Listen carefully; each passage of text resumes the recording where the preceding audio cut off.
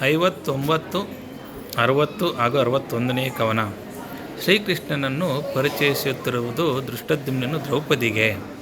ಈ ಕವನಗಳಲ್ಲಿ ಇತ್ತ ನೋಡವು ತಂಗಿಯದು, ಇತ್ತ ನೋಡವು ತಂಗಿ ಅದು ಭೂಪೊತ್ತ ಉತ್ತಮನು ಮುರಾರಿ ಕದಳಿ ಮದಂತಿಯ ನಿಖಿಲ ನಿಗಮಾವಳಿ ಶಿರೋಮಣಿಯ ಉತ್ತರೋತ್ತರ ರಮ್ಯಮೂರ್ತಿಯ ಉತ್ತಮಾಮಲ ಕೀರ್ತಿಯನು ಮನಹತ್ತುಡೆ ಅಳಿವಿಲ್ಲ ಕೃಷ್ಣನ ವರಿಸು ನೀನೆಂದ. ದ್ರೌಪದಿ ಈ ಕಡೆ ನೋಡು, ಯದುರಾಜರಲ್ಲಿ ಉತ್ತಮನಿವನು, ರಾಕ್ಷಸರೆಂಬ ಬಾಳೆಯ ತೋಟಕ್ಕೆ ಮದದಾನೆಯಂತಿರುವವನು, ಸಮಸ್ತ ವೇದಾಂತಗಳ ಶಿರೋಮಣಿ. ಇವನ ರೂಪವು ನಿತ್ಯ ನೂತನ, ಇವನ ಕೀರ್ತಿಯು ನಿರ್ಮಲ, ಅತಿ ರಮ್ಯ. ಶ್ರೀಕೃಷ್ಣನನ್ನು ನಿನ್ನ ಮನಸ್ಸು ಒಪ್ಪಿದರೆ ಯಾವ ಚಿಂತೆಯೂ ಇಲ್ಲದೆ ನೀನು ವರಿಸಬಹುದು ಎಂದು ದೃಷ್ಟದ್ಯುಮ್ನ ಹೇಳುತ್ತಾನೆ ದ್ರೌಪದಿಗೆ. ಆಗ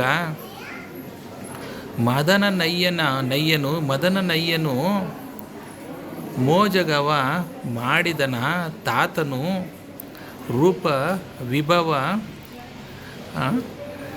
ಅನಿದರೊಳಗೆ ನೀ ನೋಡಿಕೋ ಯಾದವ ಶಿರೋಮಣಿಯ ಸುದತಿಯರು ಸೇರುವೆಗಳ ನೋಡಿದರೆ ಧಾರಣಿ ಲಕ್ಷ್ಮೀ ಕೃಷ್ಣನ ಪಾದ ಯುಗವ ನೋಲೈಸುತ್ತಿರಹರು ಅಂಬುಜಾಕ್ಷಿ ಕೇಳೆಂದ. ಅಂದರೆ ಮನ್ಮಥನ ತಂದೆಯೆಂದ ಮೇಲೆ ಇವನ ರೂಪವೆಂತಹುದು ಎಂದು ನೀನು ತಿಳಿದುಕೋ. 3 ಲೋಕಗಳನ್ನು ಸೃಷ್ಟಿಸಿದ ಬ್ರಹ್ಮನ ತಂದೆಯೆಂದ ಮೇಲೆ ಇವನ ಮಹಿಮೆ ಎಂತಹುದು. ಸ್ತ್ರೀಯರು ಇವನನ್ನು ಹೇಗೆ ಬಯಸುವರೆಂದರೆ ಲಕ್ಷ್ಮೀದೇವಿ ಭೂದೇವಿಯರು ಇವನ ಪಾದ ಸೇವೆ ಮಾಡುತ್ತಾರೆ. ದ್ರೌಪದಿ, ನೀನು ಇವನೆಂಥವನೆಂದು ತಿಳಿದುಕೋ ಎನ್ನಲು ಭೂಪತಿಯ ಭಾವರಸದಲ್ಲಿ ನೆನೆದು ಹೊಂಪಳಿ ಹೋಗಿ ರೋಮಾಂಚನದ ಮೈಯುಬ್ಬಿನಲ್ಲಿ ತನುಪುಳಕಾಂಬು ಪೊರದಲ್ಲಿ ಮನದೊಳಗೆ ವಂದಿಸಿದಳವು ಎನಗೀತನಲ್ಲಿ ಗುರುಭಾವನೆಯ ಮತಿ ಸಂಜನಿಸಿತು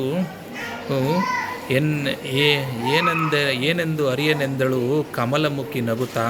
ಅಂದರೆ ದುಷ್ಟದ್ಯುಮ್ನನ ಮಾತುಗಳನ್ನು ಕೇಳಿ ಭಕ್ತಿ ಭಾವದಿಂದ ದ್ರೌಪದಿ ರೋಮಾಂಚನಗೊಂಡು ಸಾತ್ವಿಕ ಭಾವದ ಬೆವರಿನಿಂದ ನೆನೆದು ಹೋದಳು. ಮನಸ್ಸಿನಲ್ಲಿಯೇ ಕೃಷ್ಣನಿಗೆ ನಮಸ್ಕರಿಸಿ ದುಷ್ಟದ್ಯುಮ್ನನಿಗೆ ನನಗೆ ಈತನಲ್ಲಿ ಗುರುಭಾವನೆಯು ಮೂಡಿತು, ಏಕೆಂದು ಹೇಳಲಾರೆ ಎಂದು ನಸುನಗುತ್ತಾ ಹೇಳಿದಳು. ಧನ್ಯವಾದಗಳು.